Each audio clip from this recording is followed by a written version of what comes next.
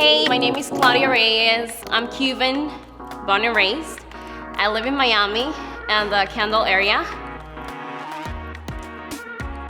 It's all about strength, and women power, and success, and never giving up. I think that's our birth quality.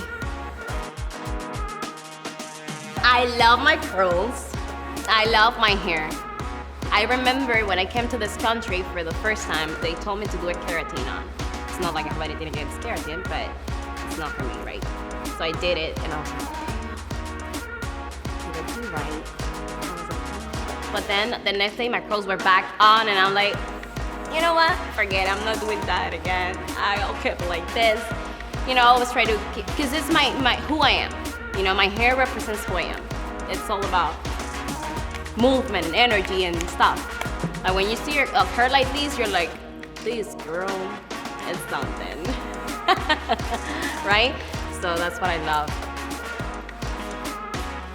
Todo. Yo lo pasaría todo. Todo. Porque es que la cultura es tan grande que es muy difícil like, escoger algo. So, yo creo que las generaciones que vienen en camino tienen que aprender todo para ser ellos, para ser quienes son, para, you know, show the world.